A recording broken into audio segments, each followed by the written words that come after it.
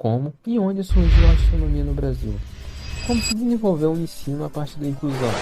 E o gênero ciência? Realmente tem alguma ligação? Tudo isso será respondido hoje e agora, aqui no Physics Post.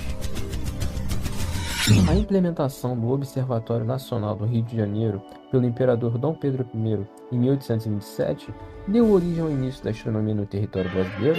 De modo nacional, sim, é verdade. Mas entendo que não foi daquele ponto que começou a se construir a astronomia brasileira. Muito antes daquilo já havia a astronomia indígena. Também não podemos esquecer dos navegadores, que eram obrigados a possuir um mínimo de conhecimento para navegar com segurança, entre várias aspas, se é que você me entende.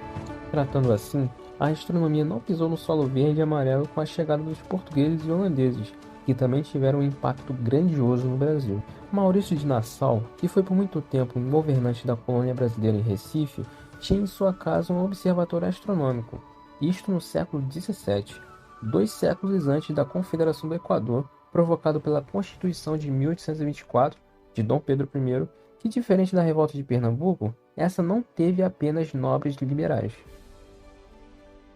Em 1825, o Dom Pedro I passou a ser visto de outra forma por ter sido autoritário a ponto de matar muitos opositores à sua Constituição, que lhe dava o poder moderador, que se sobressaía a todos os outros poderes. Dom Pedro foi sim um homem muito voltado para as ciências, e como já disse, ele foi um homem que deu o cheque em um tabuleiro nacional e não apenas estatal. Além do Nassau e Pedro Pai, teve muitos outros que influenciaram de uma maneira micro, como Tiradentes. As divisões de poderes chegaram à nossa terra neste século. Toda essa influência veio dos grandes movimentos que partiram de fora, como o movimento renascentistas e, ao fim dele, o iluminismo, que seria dito por eles como o topo da razão humana. E ingressando àquele observatório de Dom Pedro I, cujo objetivo era manter o horário oficial para orientar a navegação, que naquela época defendia da comparação da hora marcada por um cronômetro oficial no navio e a altura do Sol a partir do horizonte, que estabelece a hora local, para assim se localizar no mar aberto. O Observatório Nacional marcava o meio-dia com um tiro de canhão e mais tarde com um lançamento de balões, facilitando a vida inquietante dos navegantes. O Observatório Nacional ainda hoje é encarregado da hora oficial brasileira, mas já há muitos anos o sinal da hora é comunicado por rádio. Dom Pedro II, sucessor de seu pai após a sua partida, não como uma partida de xadrez, mas como realmente um adeus. Algo de bom ele adotou de seu pai, a sua admiração pela ciência desde cedo. Ele foi obrigado a estudar pelo José Bonifácio, que foi nomeado tutor de seu filho pelo próprio pai Pedro.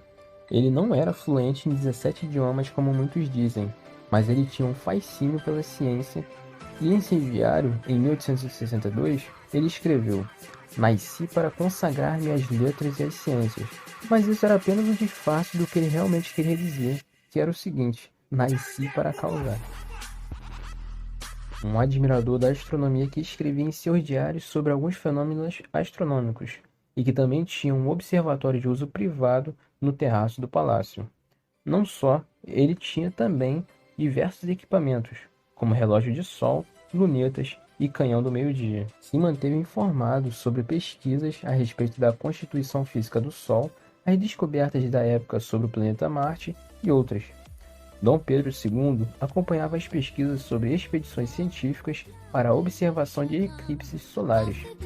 Uma das expedições contou com uma comitiva francesa visitando o Imperial Observatório, o mesmo que o seu pai fundou. E quando viajava ao exterior, ele adorava visitar observatórios.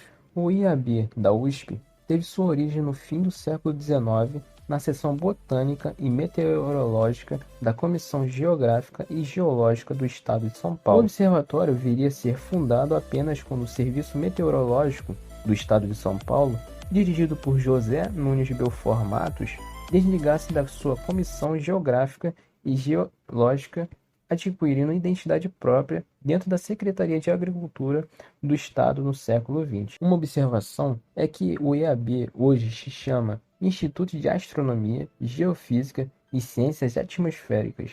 Antigamente, não havia as ciências atmosféricas. Assim tendo, o Serviço Meteorológico, suas atividades dispersas por vários pontos da cidade de São Paulo, de modo que Belfort Matos solicitasse ao secretário da Agricultura recursos para a construção de um observatório meteorológico onde todas essas atividades ficassem concentradas, inclusive a estação central do Serviço Meteorológico. Sua intenção era também organizar esse observatório de modo que fosse possível complementar o serviço meteorológico com uma seção ou departamento de astronomia com a finalidade de implantar o serviço da hora oficial do Estado de São Paulo. A construção do Observatório de São Paulo ficou pronto em 1912. Instrumentos logo mais foram levados para o observatório, e o observatório foi cada vez mais ganhando status de um observatório astronômico. O lugar foi reorganizado após a morte de Belfort em 1926. A Sociedade Brasileira de Astronomia, SAB, fixou em 1947 que o dia 2 de dezembro, que era o aniversário de Dom Pedro II, como o Dia Nacional da Astronomia. A data entrou oficialmente em nosso calendário em 21 de dezembro de 2017, com a Lei número 13.556. E a partir disso, Dom Pedro II virou o papai da astronomia brasileira. Dom Pedro II. Olhem! É o meu papai!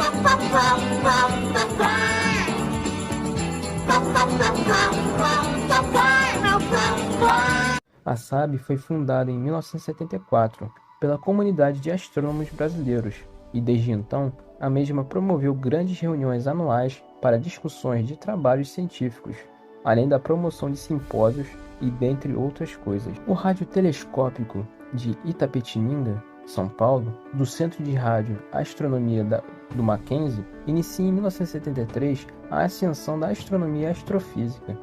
Consistia em uma antena parabólica de 13,76 metros de diâmetro com montagem horizontal, sendo utilizada apenas para observações astronômicas. Em 1981, a operação do telescópio de 1,6 metros de diâmetro do espelho, e para quem não sabe o que é, o espelho é a parte que recebe a luz, enquanto o ocular sai a luz.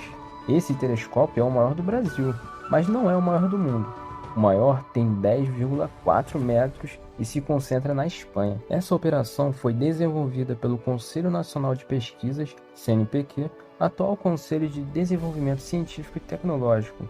Com ele, o desenvolvimento da astrofísica e astronomia cresceu extraordinariamente no Brasil. Para vocês terem uma noção, em 1969, os doutores brasileiros de astronomia que haviam estudado na França começaram a retornar, enquanto os primeiros se formavam aqui no Brasil. E a astrofísica, que estuda o universo observável aplicando das leis e conceitos da natureza, que também a noção do conceito é visível pela estrutura da palavra, se iniciava.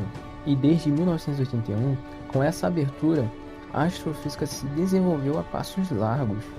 Nos últimos 30 anos, o número de doutores em astronomia no Brasil cresceu de 2 para 350. Olha como isto é grandioso! Uau! Hoje, os principais centros de astronomia do Brasil são o IAB, da USP, o Observatório Nacional no Rio de Janeiro, o Departamento de Astronomia da UFRGS, o Departamento de Astronomia no INPE, em São José dos Campos, Universidade Federal do Rio de Janeiro, Instituto de Física e Observatório de Valongo, e outros.